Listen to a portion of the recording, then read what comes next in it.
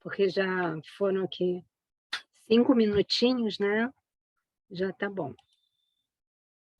Então, hoje o grupo de trabalho Psicanálise e Contemporaneidade, o tema é masculinidades, assim mesmo no plural, por causa da diversidade, né? A gente, assim como o feminino não tem uma única definição, e nenhum de nós, no 1 a 1, pode definir para mais do que a gente mesmo. Então, a masculinidade também não pode ser no singular. Oi, Carol. Oi, Bruna. Oi, Tami. Acho que a Tami eu já tinha dado oi. E, então, o convidado de hoje é o psicanalista Paulo Bier Barcelos. Ele é mestre em psicanálise clínica e cultura pela Universidade Federal do Rio Grande do Sul. E aí depois o Paulo explica melhor que eles têm um PPG Clicultura, não é isso?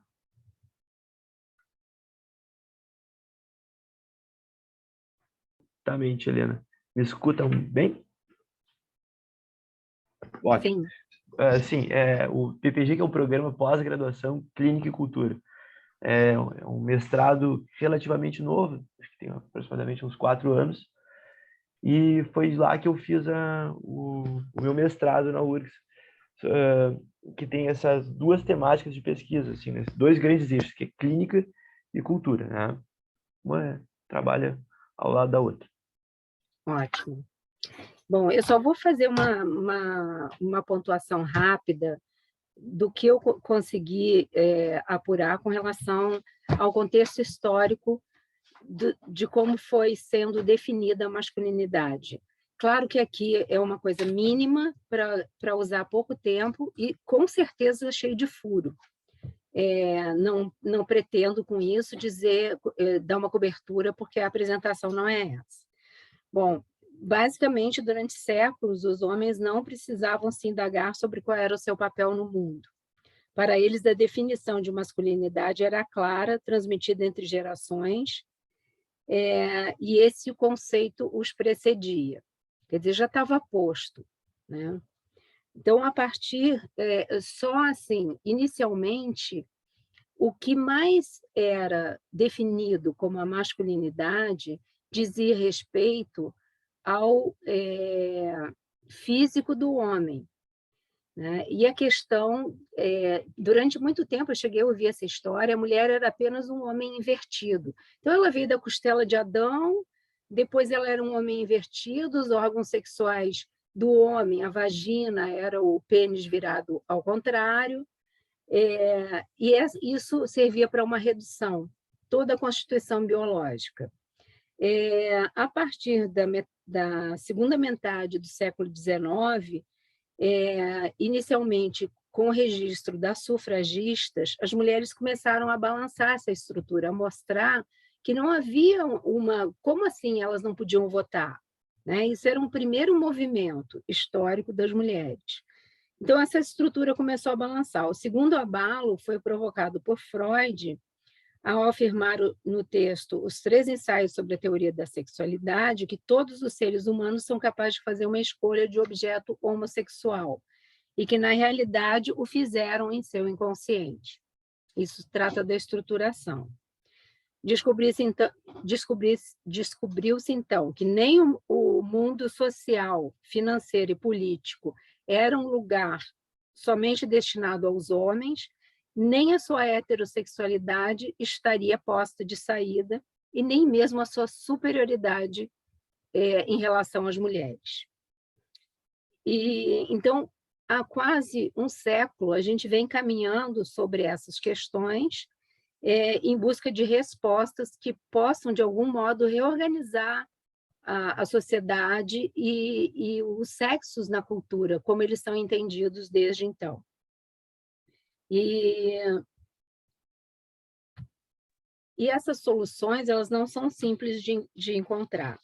É importante lembrar também que, embora possa parecer, nem as garantias dadas de saída, nem os novos abalos, as lutas femininas, e as dúvidas sobre a sexualidade trouxeram conforto para os homens, né? Nem a posição dada de saída são confortáveis para os homens.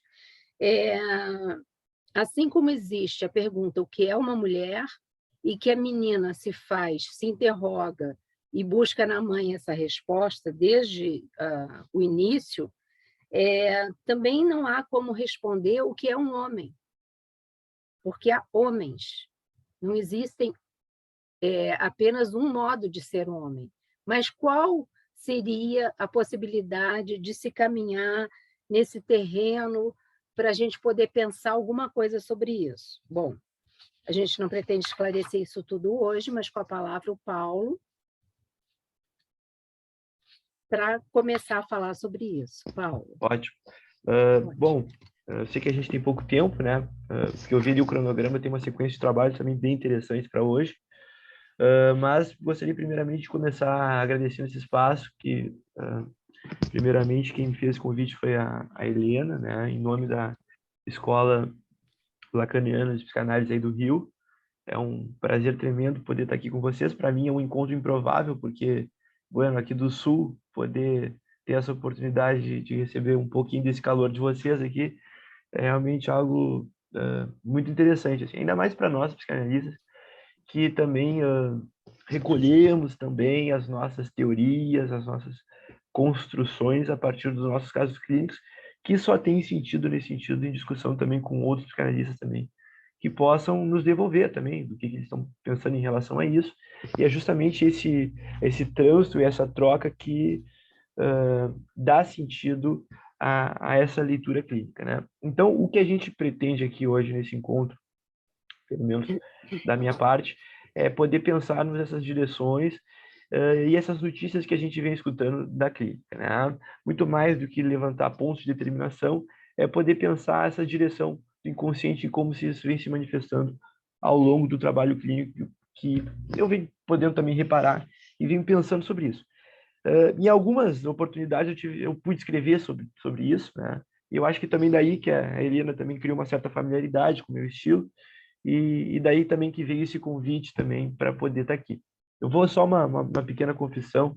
Eu estava super na expectativa para hoje, assim, e essa semana eu tive Covid, então eu estou no meio de uma quarentena aqui.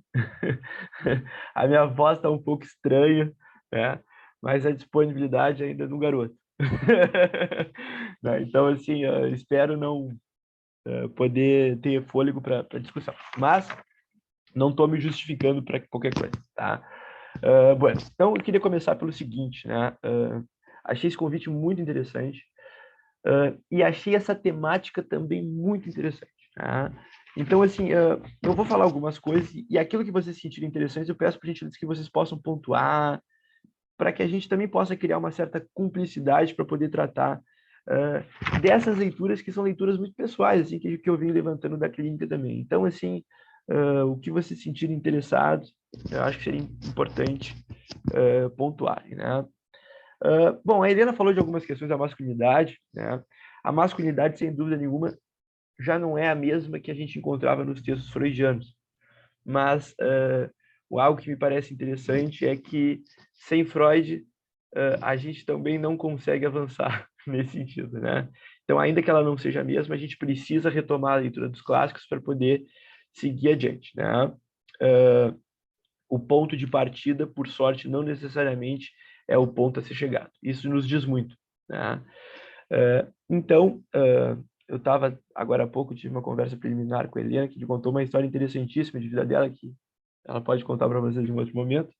Eu não vou tirar o frescor dessa história, que contado por ela me parece mais interessante, mas a gente estava pensando um pouco assim a diferença de homens de uma época nesse sentido, sem cair numa certa perspectiva de um certo saudosismo, que antes era melhor ou que agora é melhor, enfim. A psicanálise não está aí para isso.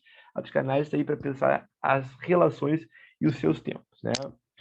Mas eu fiz uma pequena notinha assim para a gente poder ter um exemplo para ficar didático assim, né? E se pensando um exemplo assim, se um caso clássico de neurose obsessiva para o Freud era de um homem, vamos supor, que estava concluindo seus estudos, próximo à formatura, chegava à proximidade de um casamento, E aí vinha uma dúvida cruel, caso, não caso, né? É bem interessante isso porque eu estava lendo uma novela antiga, né? E essa novela era de um homem que se apaixonava, que tinha um casamento marcado e se apaixona por uma outra mulher que não pode ter filho, né? E aí ele fica numa dúvida obsessiva se ele casa com essa mulher que supostamente tem todo um contexto interessante, ou se ele se lança nessa aventura dessa outra mulher que não poderia ter filho, poderia colocar em risco, inclusive, o próprio reconhecimento social, uma vez que poder ter filho era uma certa insígnia de uma condição de potência da sua masculinidade. E aí ele desenvolve uma dúvida obsessiva em relação a isso, e aí ele tem dificuldade nos estudos, não consegue se formar como uma forma de produzir um sintoma de um adiamento, né? Então, estamos falando de uma clínica freudiana onde está em questão o desejo, né? Muito diferente, assim, muitas vezes, dos casos que acabo recebendo no consultório hoje, que passam por uma outra via de escolha, né? Onde, muitas vezes, o que está em questão nessa escolha é, de alguma maneira, como poder acessar aquilo que me confere o maior ganho possível. Em outras palavras, qual seria a escolha que me implicaria a menor perda de liberdade? E isso me parece muito interessante, porque aí a gente já coloca uma palavrinha que é muito importante para a gente poder tratar hoje, que é liberdade. Essa ideia de liberdade foi se transformando ao longo das épocas, né? Se a gente pegar desde os anos 60, o que era liberdade, a luta para poder votar, do direito de poder manifestar uma posição social, Victor Jara no Chile cantando liberdade, né? E hoje a gente pode pensar a ideia de liberdade como uma ideia meramente individual, né? Onde a minha vontade se sobrepõe aos efeitos que isso possa causar no outro, né? E vocês vejam que muitas vezes essa ideia de liberdade tem tudo a ver com a produção de subjetividade que esses homens vão se constituindo, né? Ou seja, como poder ter uma relação que não me coloque em risco.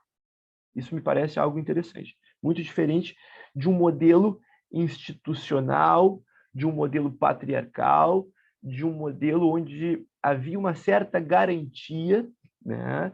E uma certa o laço social, de alguma maneira, era também encaminhado pela tradição. Ou seja, havia um ponto de determinação. O que é ser um homem? Essa era uma resposta perfeitamente respondível, né? Um homem tem tais obrigações, tem tais atribuições, tem que ter tal aparência, né? Então, de alguma maneira, a gente vem falando de um percurso histórico que operou muitas mudanças. E acho que algo que me parece interessante poder pensar dessas diferenças, né? O quão muitas vezes na clínica contemporânea, uma escolha pode ser sinônimo de uma perda de liberdade, isso que eu vinha dizendo, né? E o quanto, nesse sentido, se tem uma certa ideia de que como desejar sem que isso me implique em relação ao outro. Essa me parece uma questão interessante nesse sentido, né? Porque é muito interessante, a gente acaba escutando isso na clínica, muitas vezes uma resposta, até muitas vezes um certo cinismo, ou seja, de que não precisa nomear essa relação. Isso não precisamos dizer que eu estou namorando, eu não preciso, como se isso, na verdade, não fosse muito mais a dificuldade do sujeito em poder se lançar nessa experiência do que propriamente do outro, né? Então, em nome disso, já há uma certa antecipação, que na medida que eu escolha algo, eu estou perdendo outra coisa. E de fato assim é. Amamos de alguma maneira para aprendermos a perder. E esse me parece uma questão contemporânea de que amar tem a ver com ganhar. Amar tem a ver com uma ideia de aquisição. E nesse sentido, o desejo... Desculpe te interromper. Claro. Só para citar aqui, que isso me lembra muito o livro que eu até trabalhei ano passado para fazer um trabalho, Amores Líquidos. Do Bauman. Bauman, né? Uhum. Que ele fala isso, que que tudo é descartável, porque depende do meu interesse primordial, o que que eu estou querendo. Então, os amores também se tornam algo, negociável. Isso aqui é melhor, porque vai me dar tais coisas. Só uma Uhum. parte, tá? Mas Ótimo. tá indo ótimo. Esse bate-bola eu acho o mais interessante, assim, é o mais rico, assim. Ah, e eu acho que é exatamente essa questão, essa fantasia de que amando eu tendo a ganhar. Eu acho que essa é uma questão, inclusive, para a gente pensar nos tempos de hoje, novamente. O amor como um elemento capitalizável, nesse sentido, né? E nesse sentido, também me ocorreu, eu nunca sei falar o nome dele, aquele sul-coreano, Deng Chun-hwan, né? Ah, se alguém souber pronunciar, peço por gentileza que me ajude, né? Eu acho que é Ben Chun-han. Acho que Deng você quase... Chun-han. Isso. Alguém escreveu perfeito, exatamente. Eu tô com o livro dele aqui, Agonia de Eros, né? Exatamente. E eu já li o livro, mas eu não consigo pronunciar o nome. Talvez eu aprenda. E ele diz o seguinte, que amar é não poder, né? Então, nesse sentido, acho que é algo muito interessante da própria masculinidade, muitas vezes, até a própria impotência nesse sentido, pode ser uma certa forma de resistir essa posição de se colocar como objeto de gozo do outro, né? E esse me parece um campo muito interessante, né? Porque, voltando para a clínica, que sempre nos ajuda a pensar, eu estava falando um pouco dessas relações de cinismo, né? Ou seja, de, não é preciso nomear essa relação, uh, uh, acho que o outro levou muito a sério nesse sentido. E sempre são questões dadas pelo outro. E esse me parece algo interessante da própria clínica, que a gente pode pensar como cada um narra suas experiências amorosas, né? Aliás, uma experiência amorosa é isso que se pode narrar, né? E isso me parece algo interessante, porque comumente as pessoas têm tão pouco a dizer sobre as suas experiências nesse sentido. Bom, e um jeito que eu escuto muito isso é muitas vezes uma certa exigência de fidelidade do outro, né? Fidelidade, eu diria, diferente de uma experiência de lealdade. A fidelidade, eu digo muitas vezes, essa demanda de fidelidade, muitas vezes tem a ver com justamente a própria dificuldade de se entregar ao outro, né? Não é necessariamente se entregar para o outro, mas se entregar junto ao outro. Ou seja, eu demando aquilo do outro que eu tenho dificuldade de dar. Aliás, eu demando do outro aquilo que eu ainda não posso dar. E muitas vezes as relações se organizam em torno desse certo pacto, né? Em torno desse certo pacto, de alguma maneira, como se fosse possível evitar qualquer perda nesse sentido, né? Tem um cantor argentino que eu gosto muito, que é o Andrés Calamaro, e ele diz o seguinte, né?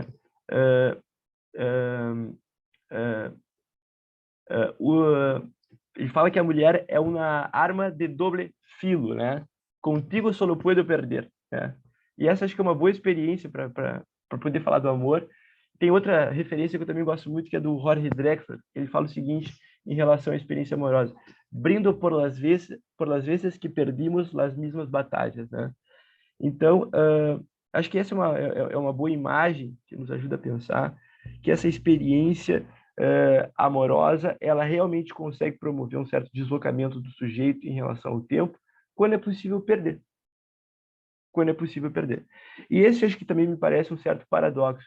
Se a gente fica tão preso nas próprias misérias, a gente tende a recobrir isso com uma ambição desmedida, né? E é justamente essa ambição desmedida que é uma forma de evitar aquilo que não se pode perder, que é justamente a condição do encontro amoroso, né? Bom, então, uma fantasia muito, seguindo a linha de raciocínio aqui, né, muito comum que se trata dessas relações que não se pode perder, é uma certa fantasia de abandono, né? E não muitas vezes, isso é interessante, né? Aquele que demanda que o outro dê aquilo que ainda não pode dar, né? Muitas vezes acaba por não abandonar uma posição de sedução.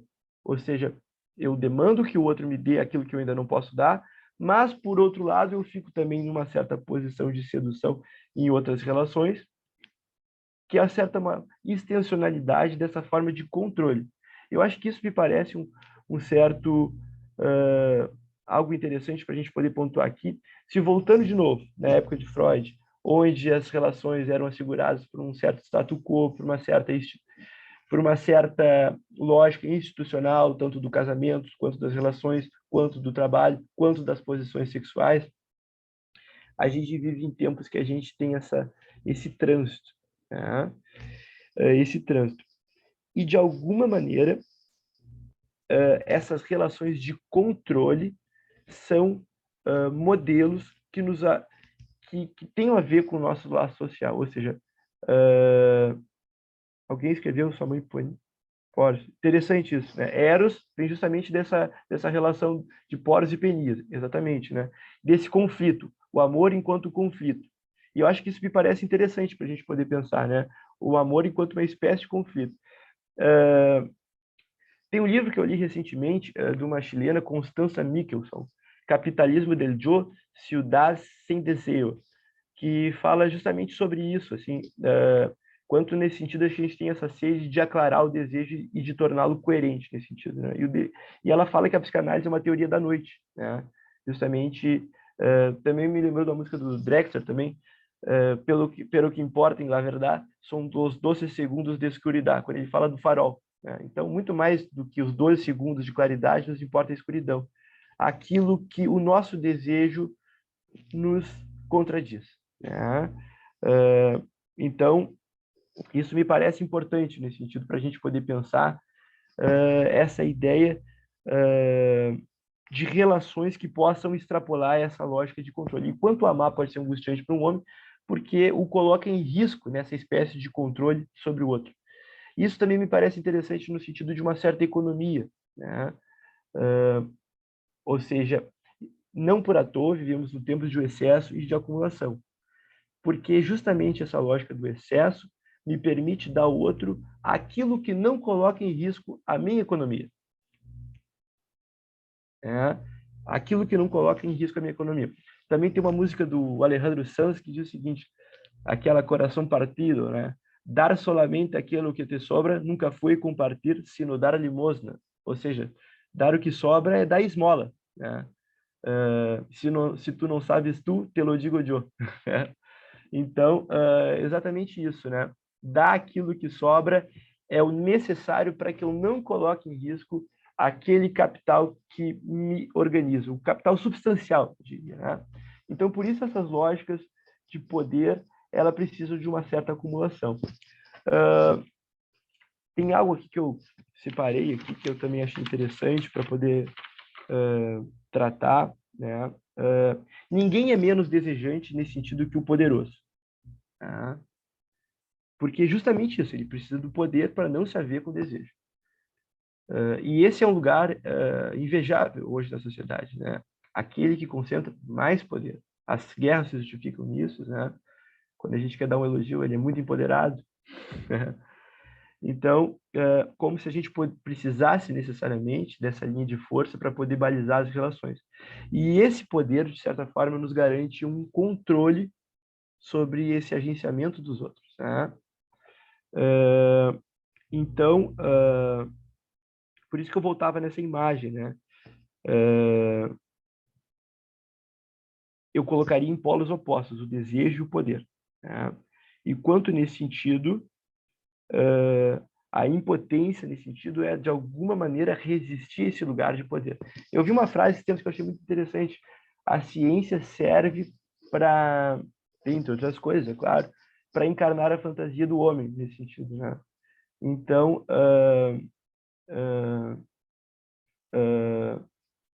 alguém escreveu uma frase interessante: quem de verdade tem o poder é aquele que não precisa dele. Exatamente, né? Então, essa experiência, inclusive, de impotência, pode também revolver um campo aonde eu consiga estar sensível por onde se passa o erotismo daquela relação. É muito interessante que essas experiências, para quem já teve a oportunidade de poder escutar alguns homens depois do divórcio, né, o quanto é angustiante para um homem poder se reencontrar com esse erotismo, nesse sentido, né? E por isso que também tem um pouco desse sentimento que me parece importante, de estrangeiridade, em relação a essas próprias imposturas que constituem a masculinidade, nesse sentido. Eu diria que, se por um lado, eu escrevi um texto há pouco sobre isso, a Helena até fez um stories que eu acabei não repostando, mas gostaria de ter repostado, que dizia que, se por um lado a masculinidade é transmitida, a virilidade, ela se aprende, nesse sentido, né? Se aprende exatamente nesses conflitos dos sujeitos com as suas questões, com o seu limite. E um homem avança na medida que ele pode se desprender dessas imposturas confrontadas com esses seus limites, né? E essa é uma posição de que a gente precisa, nesse sentido, se lançar a mão dos grandes feitos para poder também experimentar esses caminhos ainda a serem inaugurados. Isso necessariamente nos coloca numa posição de extrema angústia nesse sentido. Para uma época que colocou o homem nesse sentido como o centro da razão, da coerência, da certeza, da tenacidade. Poder suportar a própria torpeza é um desafio tremendo nesse sentido, né? Então, a virilidade, eu diria que é isso que a gente aprende, que a gente constitui, né? Nesses precisos encontros. Então, é isso, né? Nesse sentido. Faria essa diferença entre poder e desejo. E o quanto, nesse sentido, se tornar esse homem enquanto uma resposta de uma certa sociedade que espera de um homem não só um sujeito de performance, ou como também a melhor forma acabada do que seria um homem contemporâneo, é de alguma maneira responder um pouco a esse lugar de poder.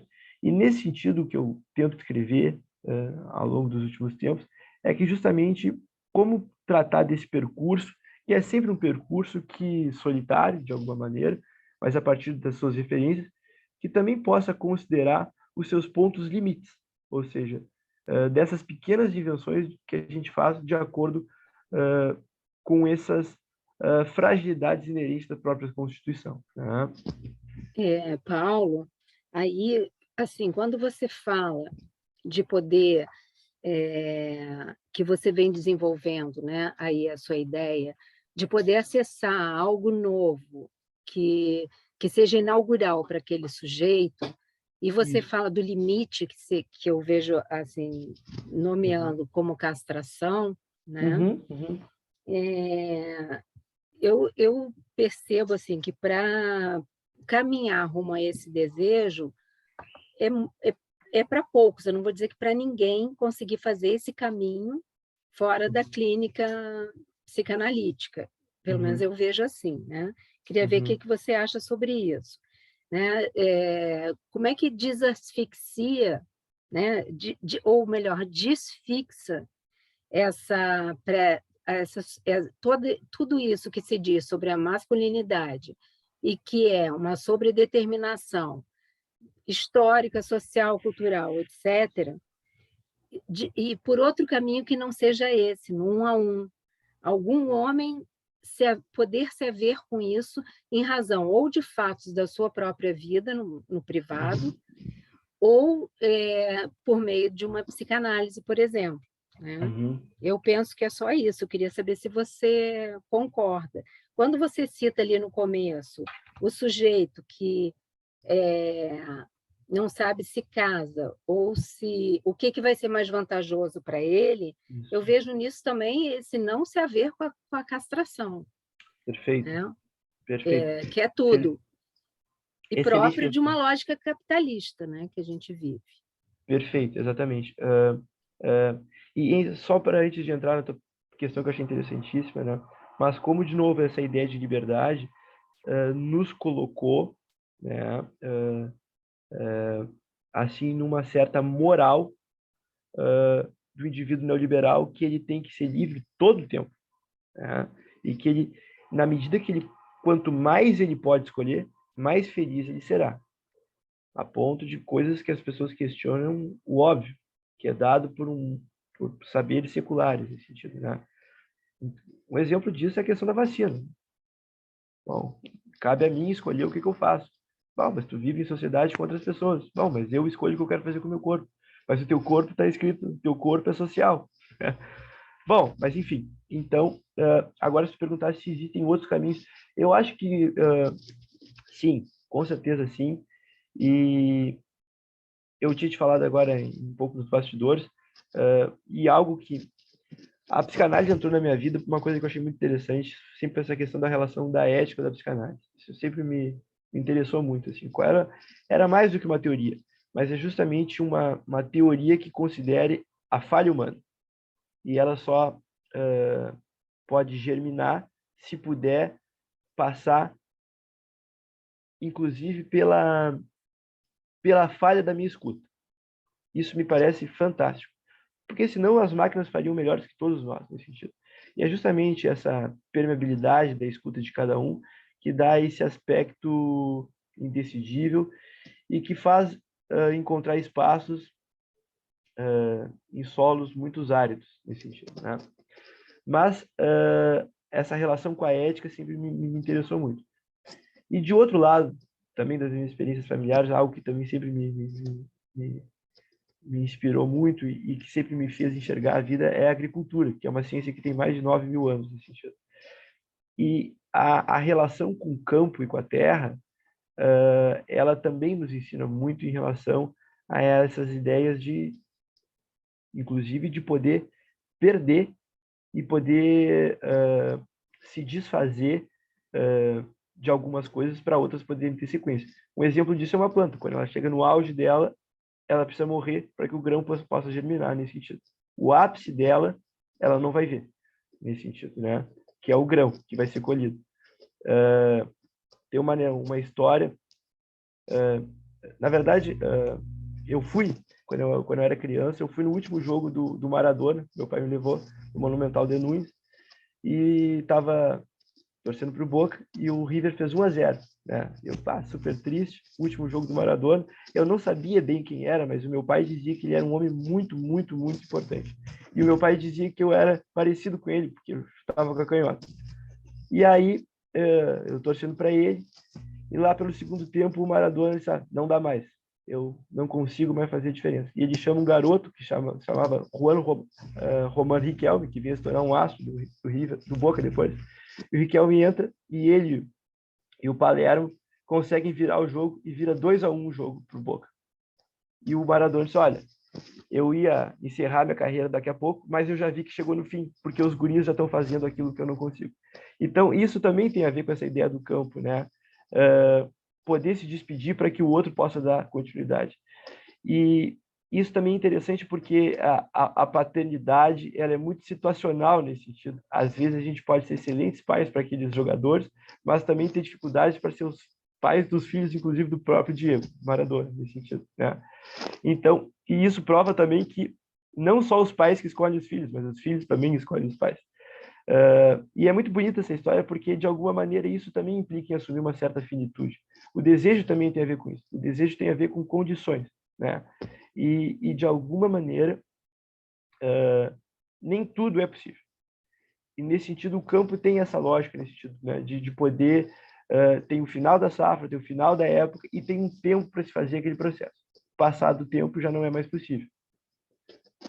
E tem também depender da natureza, nesse sentido, né? Eu não posso... por mais dinheiro e condições que eu tenho, eu estou remetido a um processo maior que é o tempo e a terra.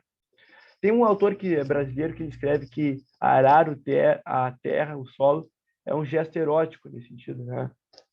E é bem isso, inclusive, né?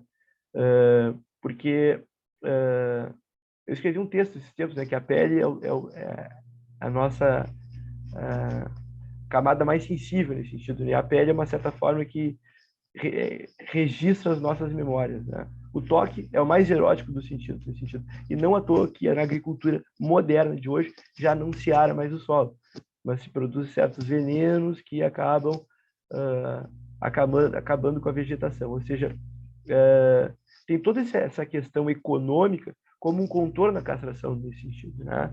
Tanto do ponto de vista do negócio, quanto do ponto de vista das relações, que também são tragadas pela maneira, inclusive, como a gente lida com os nossos alimentos, né? Extrai e exporta, extrai e exporta. Então, de alguma maneira, essas lógicas de poder não se haver com essa castração, com esse limite que o outro suscita em mim, são recobrimentos dessas formas de poderes que se deslocam. Se antes era do estado do casamento, hoje essas formas estão aí a serem consumidas e tomadas por cada um. E essa é a fantasia neoliberal do sujeito hoje. Quanto mais poder eu possa ter, menos eu vou precisar sofrer. E quanto mais poder significa mais possibilidade de escolha. Mas também tem algo. O excesso de escolha também reprime o desejo. Tem uma volta gigante. Nada a ver. Deu mesmo. Olha só, já são 17h41, a gente vai abrir para o pessoal. Eu só queria que você falasse, assim, claro que eu vou te jogar uma casca de banana, né? Vai. Mas, assim, um pouquinho, situa a diferença entre masculinidade, virilidade e machismo, né? Assim, de que maneira você poderia falar disso? Porque você trouxe bastante a questão da virilidade. Então, masculinidade, Isso. virilidade, machismo. Eu tenho outra pergunta antes de passar para todo mundo, tá? Eu acho que também tem algo, acabei não desenvolvendo aqui, mas justamente essa ideia do machismo, né? A gente pode pensar, inclusive,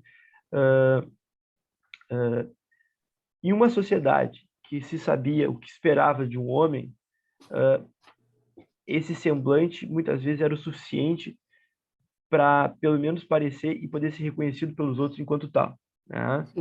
Então, a gente, escutando alguns casos mais antigos, tinham sofrimentos tremendos em algumas famílias, quanto a masculinidade para muitos homens era extremamente pesada por não atender aquele estereótipo.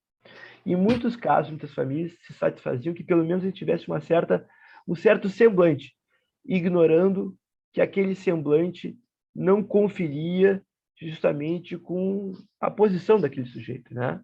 Porque o que estava em questão era uma direção, né?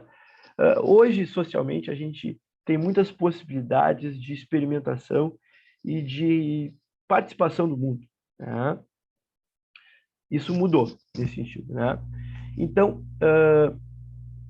acho que tem algo que me parece muito interessante, o quanto para alguns homens, e eu acho que tem algo, essa experiência freudiana, que não é nenhuma novidade para nós, psicanalistas, mas para muitas pessoas ainda que é essa questão da bissexualidade, né? Ou seja, e quantos homens, muitas vezes, têm uma certa dificuldade em topar com isso que é muito próprio da masculinidade, que é o receio que esses homens têm em relação a reprimir a própria passividade, né? Tanto que a dificuldade desses homens em embarcarem numa experiência amorosa, porque têm receio de se feminilizarem, e muitas vezes acabam se infantilizando, justamente por isso, né? E muitas vezes, o quanto, olha que interessante isso, né? Para manter essa certa inconsistência própria da masculinidade, acaba adotando esse certo semblante de uma exacerbação de um traço de potência. E justamente o custo de manter essa forma é se oferecendo, muitas vezes, enquanto objeto para outros homens, nesse sentido, né? Ou seja, mais ridículo que um homem querendo impressionar uma mulher é um homem querendo impressionar outros homens, né? Então, isso acaba sendo um traço, muitas vezes, inclusive, caricato nesse sentido, né? Porque próprio de alguém que busca esse reconhecimento dos outros. E diz, não, jamais toleraríamos isso na minha casa. Que é justamente isso a maior misoginia, nesse sentido, né? Que é a incapacidade de saber com a própria fragilidade, né? E eu diria que a virilidade, nesse sentido, é justamente essa disponibilidade em poder aceitar essa própria estrangeiridade, a própria condição. E isso implica encarar a própria torpeza nesse sentido. Por isso que eu diria que também não me interessa muito, enquanto, né, um psicanalista, essa certa condenação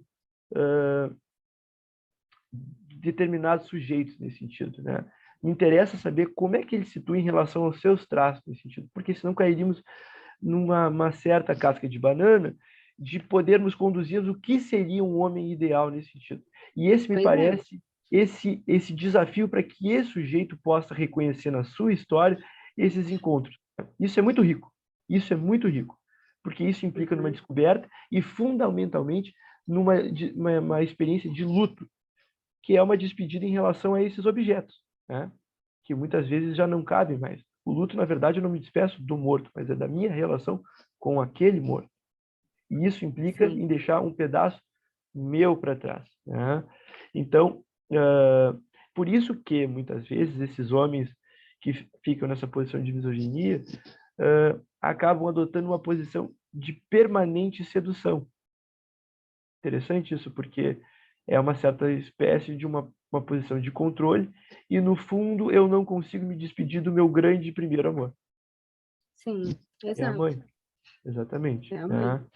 Então, e para eu, como não existe nenhuma mulher à altura da minha mãe, eu posso ter todas as outras, nesse sentido, né? Eu acho que a gente pode dizer assim, que machismo ele nasce exatamente com essa exigência social da masculinidade imposta e, principalmente, um exercício aqui, né, que a partir dessa insegurança e impossibilidade de cumprimento desse papel é que Isso. surge uma posição machista, porque a pessoa tinha que fazer esse papel. Ontem ainda eu estava em família discutindo um caso, né?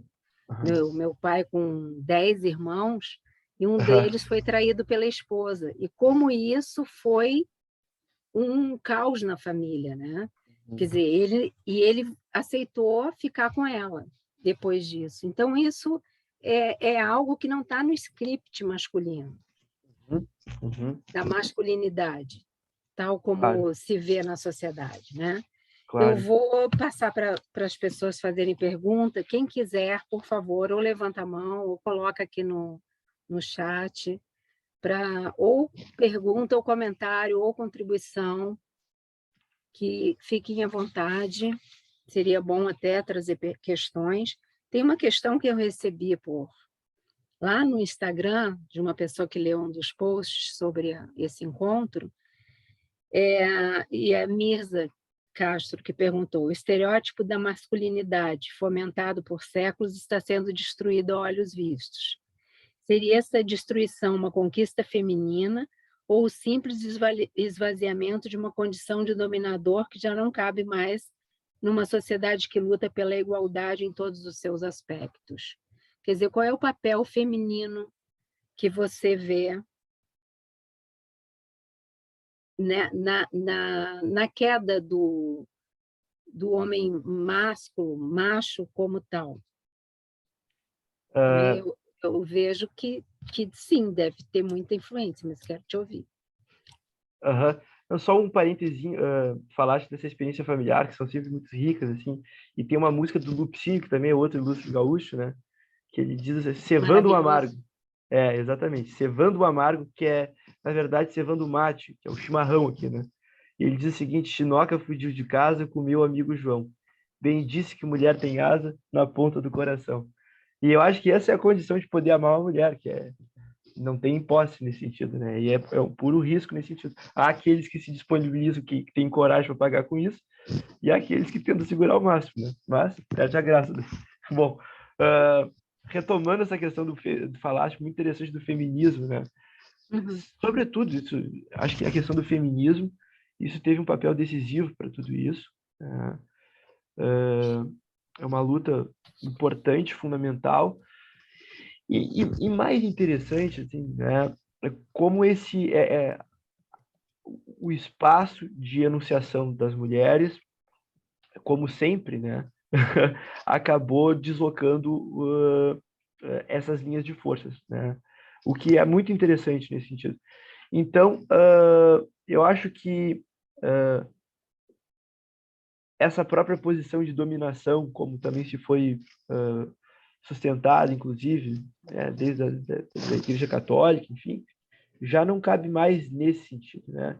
E não é à toa que nessa época de tantos avanços, há um certo recrudescimento desse aspecto conservador que insiste em voltar para os status, um certo ideal de um tempo onde supostamente não havia, enfim, sofrimento, né? Que, na verdade, é justamente um saudosismo conservador e muito mais mortífero do que qualquer outra coisa nesse sentido, né?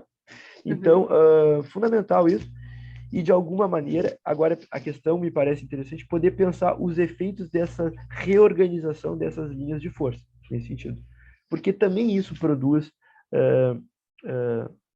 como também é um desafio para a mulher, não cair também nesse lugar de objeto de consumo da cultura, de também, bom, já que certo parênteses, meu corpo, minhas regras, eu faço o que eu quero comigo nesse sentido, né? Como se isso também não tivesse nenhuma implicação nessa linha social nesse sentido, né? E essa é uma certa fantasia neoliberal de que isso acho que é só um detalhezinho, não sei se eu tenho esse um minutinho, mas o prazer, ele sempre me remete a essa experiência que pode ser compartilhada, e o prazer ele tem um tempo para acabar, né? E é justamente isso, né? Aquilo que eu vivi naquela relação foi super interessante, e aí eu me despeço daquilo, né?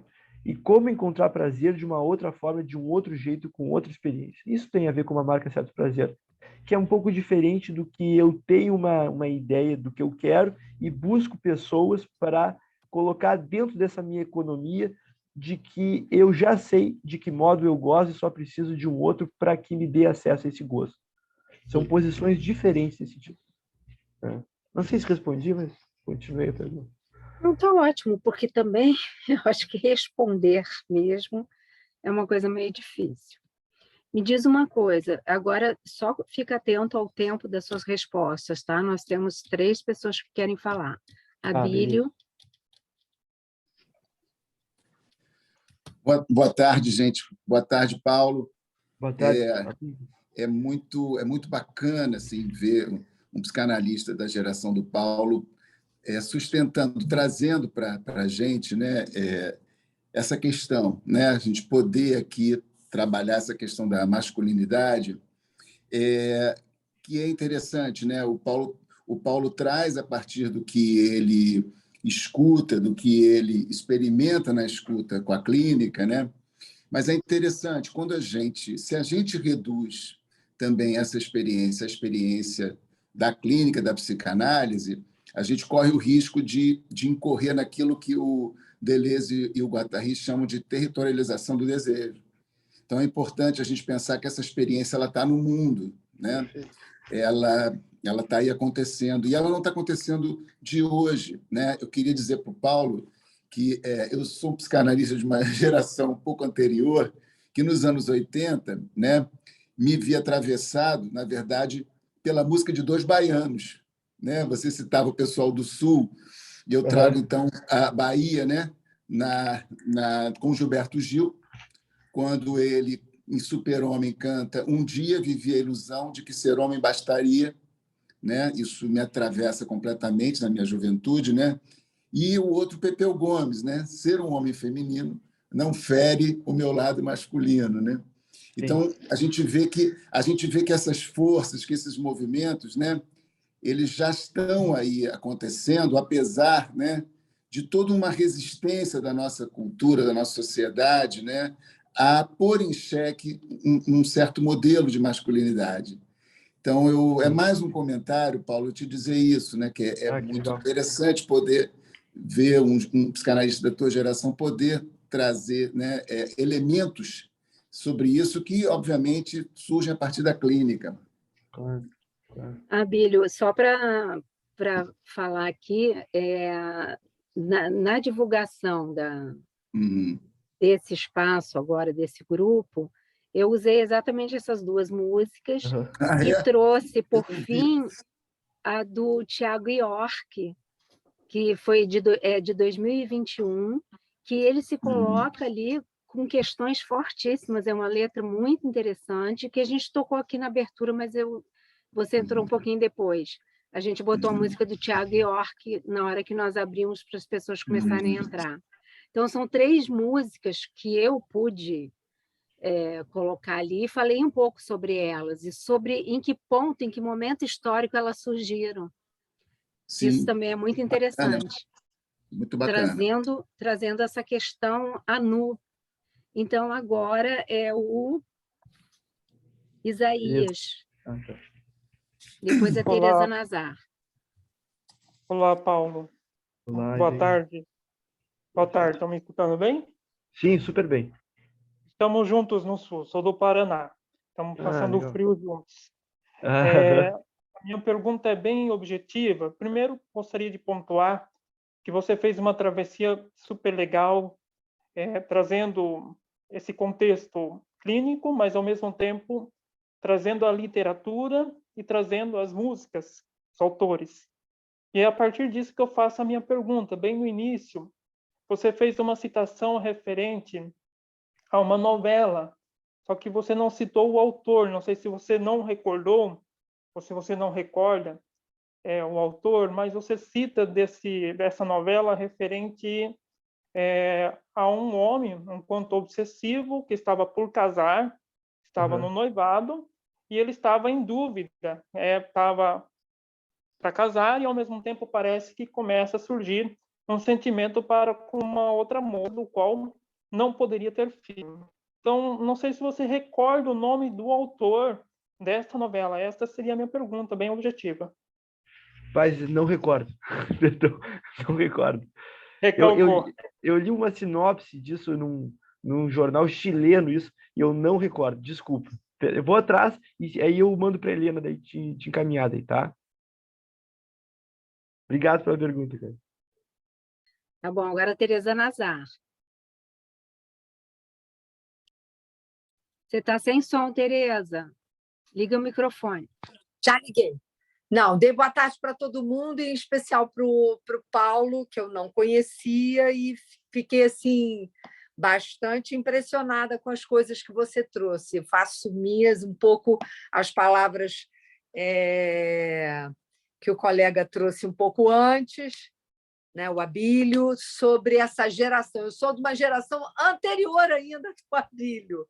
Eu achei muito interessante, Paulo, quando você fala da questão da transmissão, porque você fala do poder se despedir para que um outro, na verdade, dê o passo que você não pôde dar, né? E você usou essa imagem do Maradona, né, para ilustrar um pouco isso. E eu acho que isso traz um pouco também a questão da castração, porque a castração ela está no centro, me parece, de todo o movimento desejante. Então, a despeito da posição sexual que o sujeito tome, para que você possa, de fato, falar de desejo, é preciso que, minimamente, você esteja próximo, né? Habitado pela questão da castração. Senão, não se pode falar de desejo, só de demanda, né? E nada mais masculino no sentido pejorativo do que a demanda, porque a demanda tem a ver com ter, né? Obter aquilo que supostamente não se tem, né? Ou ser para o outro aquilo que supostamente não se reconhece sendo, né? Eu achei interessante que você fala num momento que demandar o que ainda não se pode dar, né, na verdade, né, um questionamento que o sujeito tem virtualmente, né, a propósito da questão do amor. Porque se amar é dar o que não se tem, quando você demanda aquilo que você ainda não pode dar, você não ama coisa nenhuma. Exatamente. Né? Coisa nenhuma. E, na verdade, você não pode perder coisa nenhuma. Sim, Isso sim. você denuncia o fato de que você não é capaz de perder. Se você não é capaz de perder, você não é capaz de estar em nenhuma posição, nem feminina nem masculina. Queria só trazer essa reflexão, porque eu acho curioso, né, que a gente está falando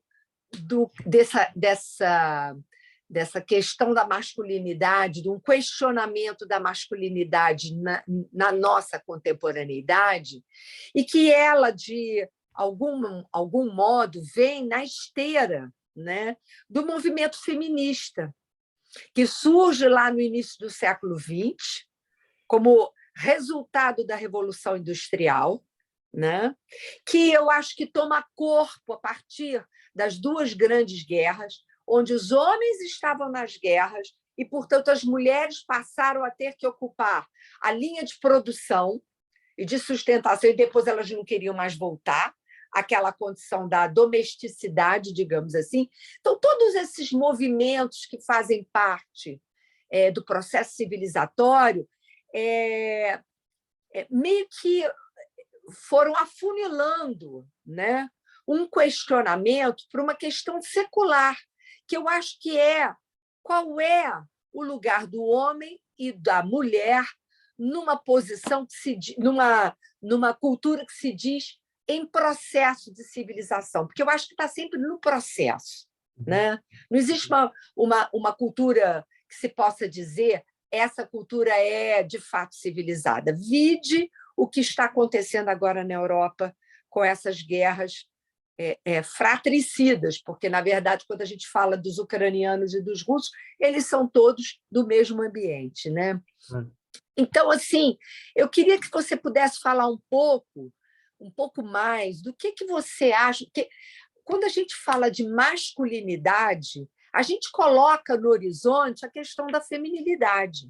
Se você fala de masculinidade, a feminilidade está em questão. Então, a gente está discutindo aqui a questão da masculinidade, mas eu gostaria de trazer um pouco a discussão para o campo do que a gente pode chamar de feminilidade. Porque o homem, e o Lacan trabalha no Seminário 20 claramente e lindamente, né? Quando ele diz quando ele coloca lá as fórmulas quânticas, ele diz que você só pode estar na posição masculina, né, referida à questão da função fálica. Então, se você está na função fálica, necessariamente você tem que se haver com a questão, né, do masculino, desse lado do masculino. O que não impede de você frequentar o lado, não todo, que é o lado feminino, né? Mas, ainda assim, e é claro que não se trata da gente responder, mas de colocar em discussão, se a gente está colocando uma problemática a respeito do que é a masculinidade, a gente tem que pensar o que a gente pode chamar de feminilidade, né? Os homens podem, sim, frequentar algo do feminino, mas o que isso quer dizer nos tempos que a gente experimenta hoje e na clínica que a gente experimenta hoje? Eu tenho uma clínica expressivamente de adolescentes e eu acho que eles estão às voltas com essas questões.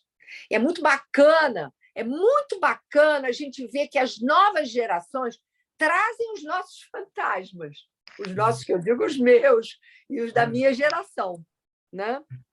De outra forma, né? De outra maneira. Queria que você pudesse falar um pouco sobre isso, sobre a questão do feminino, já que a gente está trabalhando masculino, o que a gente pode chamar, né, de feminino. Tereza, achei incrível o que falaste, assim, muito legal. Fiquei bem curioso para te escutar Agora mesmo. saiu um bar. Foi espontâneo, né? Muito interessante mesmo, aqui fiquei imaginando várias questões, assim, né? Várias questões mesmo, inclusive essa temática que fala sobre a questão dos adolescentes também, que realmente, né, é um campo incrível, porque eu que sou um pouco mais jovem, né? Você é muito mais jovem do que eu. Eu estou com 66, você é um jovem, deve ter o quê? Uns 30 e poucos, 40, não mais que isso. Não, menos. Menos? 20 e pouco? Não, oh, meu 30, Deus. 30 e pouquinho, 31. Né? Não, e é o seguinte, eu fiz um texto agora, semana passada, sobre envelhecimento, a Helena pegou no meu pé. Quem sou eu para estar falando de envelhecimento? Chamei a atenção dele, pô. Não é lugar de fala. Mas eu acho que, bom, eu sei que eu tenho pouquinho tempo, fiquei muito curioso, mas assim, acho que algo que me parece interessante é o quanto o feminino suscita essa vulnerabilidade dos homens, né? E eu acho que esse é um aspecto muito interessante nesse sentido, porque me lembrei agora também de uma música dos argentinos que diz o seguinte: que importa ser imortal se não se pode morir de amor, né? Então, é justamente isso, né? O que vale essa imortalidade se não pode desfrutar dessas sucessivas perdas e desses encontros que são a vida?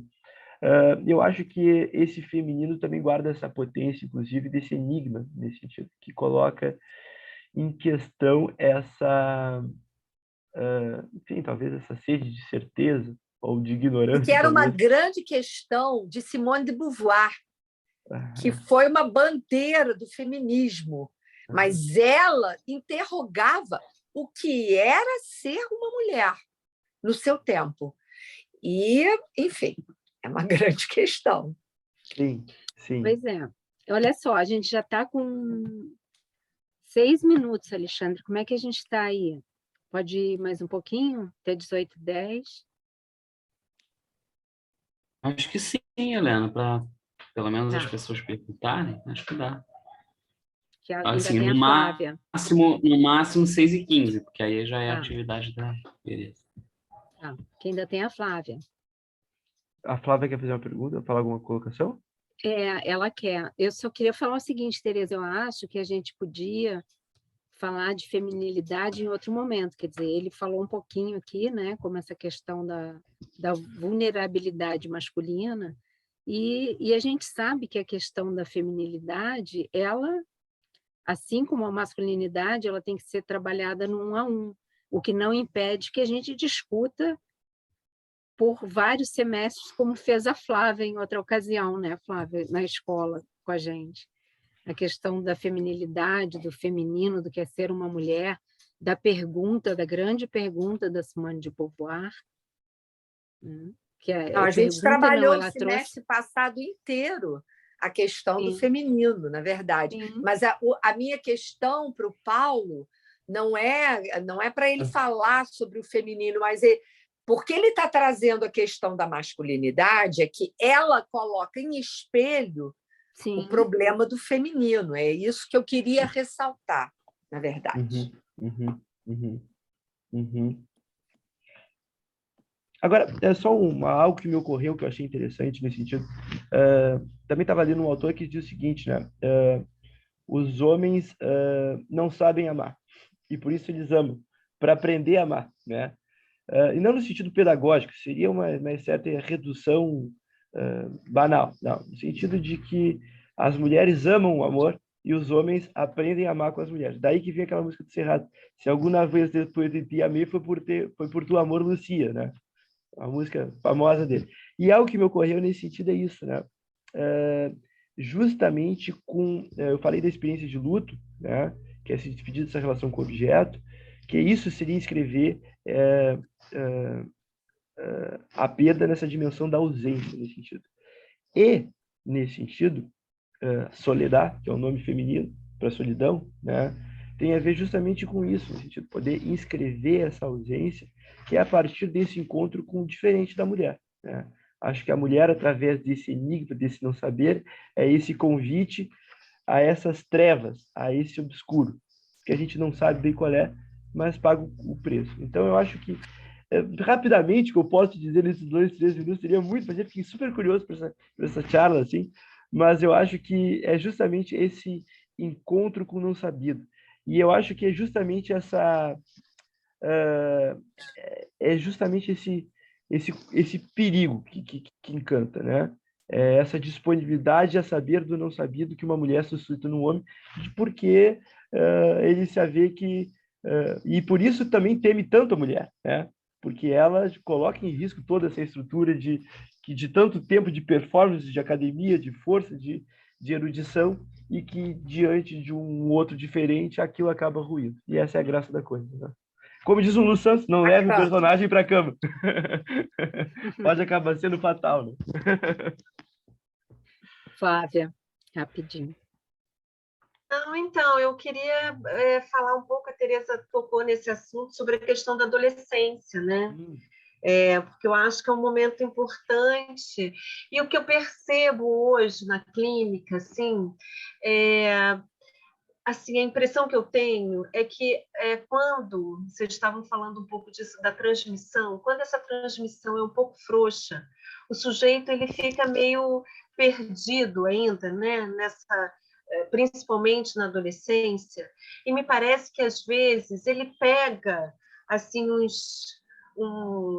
umas imagens, né, assim, para tentar dar conta, né, da sexualidade, né, assim, uma coisa meio de moda, por exemplo, né, assim, às vezes, né? Então, por exemplo, hoje em dia, né, assim, falando um pouco sobre a questão da feminilidade, mas que eu acho que afeta também a masculinidade, as meninas, né, assim, se dizem bissexuais, né, assim, eu vejo também, às vezes, enfim, assim, de uma forma geral, né, na adolescência, quando aparece essa questão da sexualidade e a transmissão ainda está um pouco frouxa, né? Assim, o sujeito não tem assim um enquadre, como que ele é fisgado por essas questões que estão na moda, né? Assim, seja assim, significantes como transgênero, bissexualidade e etc, etc, né?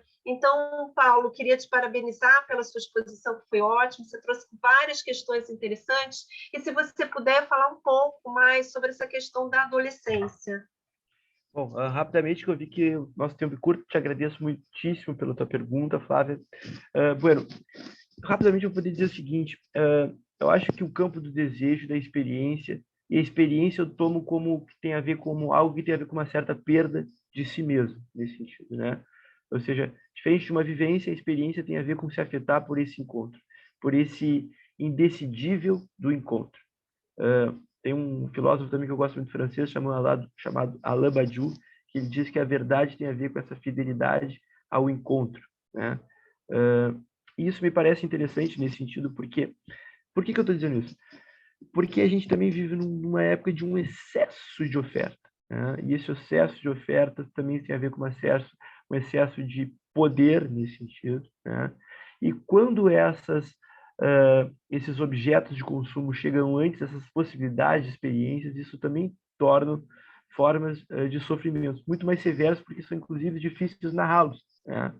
Uma vez que podem ser também super sedutores nesse sentido. Então, eu acho que como poder pensar, esse é um desafio de uma experiência de adolescência, de infância, que também possa passar por esse campo dessas perdas de si mesmo, que passa por um contato com essas certas diferenças. Então, por que eu digo isso? Porque eu também atendo bastante adolescentes e, nesse sentido, como eu vejo uma questão para que eles também possam reconhecer como algo X, Y, Z, né? Mas como eles têm muita dificuldade de tomar essas experiências muitas vezes, né? Inclusive de poder, o que eu me interesso, seja um menino por outro menino, do que me excita, do que me encanta, o que aquilo me convoca, né? Então, todos esses campos de experimentações são muito ricos, porque é justamente esse o terreno que esse sujeito adolescente vai ter para poder também armar ali também sua sexualidade, né? E quando essa resposta que ele supõe que o outro demande dele, porque também muitas vezes demanda, né? Ela não passa por esse campo de experiência, isso também acaba o colocando numa posição de um grande sofrimento, né? Uma vez que isso é muito difícil de poder ampliar, né? E muitas vezes isso acaba nesse sentido, no que era para ser uma certa possibilidade de abertura, acaba nesse sentido fechando essas outras ofertas e oportunidades de vida. Mas isso também tem muito a ver com a vida como nós, adultos, acabamos vivendo nesse sentido, né? Então, por isso que me interessa, nesse sentido, uma clínica com adolescentes, o contar do dia é isso, né? Escute a juventude. Que possa participar também desses... uma clínica que possa estar inscrita na Polis, na cidade, né? Só um detalhezinho, assim, eu atendi em Porto Alegre, crianças, né? E eu tinha um consultório a Helena vai saber, na frente do Oswaldo Aranha, numa praça da Redenção, e os pais não deixavam que eu fosse com as crianças na praça, que era do outro lado da rua, porque era perigoso, né? E aquilo, aí um dia eu estava no consultório, a criança deu um chute na bola e quebrou a vidraça no 10º andar, aquilo virou um problemão, né? Eu digo, eu não acredito nesse trabalho aqui, nesse lugar, né? E aí eu montei um consultório no interior, né? E que tem essa possibilidade de ir para a rua, de voltar, de fazer uma sessão tomando um café, que às vezes o sujeito, por estar imerso em uma outra perspectiva de olhar, também consegue se ressituar em relações sociais. Então, esses são elementos muito importantes que acabam extrapolando, às vezes, essa própria atrofia que a gente acaba vivendo nesse social, nesse sentido, que é absolutamente apartado, e também produzindo certas formas de alienações que nós mesmos buscamos interrogar. Então, não basta nesse sentido escutar, mas o ato é muito importante. E só para fechar, assim, muitas vezes, acho que essa é uma questão interessante, como a gente escuta na clínica, esse desprendimento da palavra do ato, nesse sentido, né? E que é isso que a gente falava desse contorno da castração que a Teresa trouxe super bem para nós, né? Mas justamente isso, né? Eu acho que esse trabalho na potência psicanalítica, ele também tem essa sensibilidade de poder considerar esses outros encontros, inclusive indo a campo, que é, às vezes, indo para a rua, fazer uma sessão na praça, poder também circular por outros olhares nesse sentido, né? Claro que resguardando as condições e a singularidade de cada caso, isso é o mínimo, né? Mas inscrito na cidade e nos paradoxos que compõem uma cidade, porque a cidade também tem a ver com essa relação de desejo nesse sentido, né? Gente, eu não sei. Não, tá ótimo. Agora, brigadíssimo, Paulo. A gente vai entrar com a Teresa Meloni. Já podem ficar, porque vai ser nesse mesmo link, então não precisa ninguém sair. Só posso agradecer? Ninguém sai. Claro. Eu queria agradecer muitíssimo. Eu achei vocês muito cordiais. Eu achei que eu também estava numa expectativa tremenda aqui para poder falar com vocês. Em especial, é uma instituição, também super importante. É um lugar que eu tenho muito carinho, que é o Rio de Janeiro, né? Sou gaúcho, mas meu coração é que nem o Renato Gaúcho. Então, exatamente, né? Então, fico muito feliz assim pelo convite, por esse espaço de interlocução e poder também ser tão acolhido assim por psicanalistas mais experientes e com uma sensibilidade no trato que eu achei muito rica, assim. Vou guardar com muito carinho. E quem sabe até uma próxima a gente possa estar juntos para também poder estar estendendo outros assuntos assim também. Tá legal? Bacana. Obrigada. Obrigada, Paulo. Volte sempre. Foi muito bom ter você aqui. E ouvir esse sotaque é muito bom sempre, porque eu cariocarizei meu sotaque. Valeu, obrigado, gente. Um abraço. Um abraço. Tchau.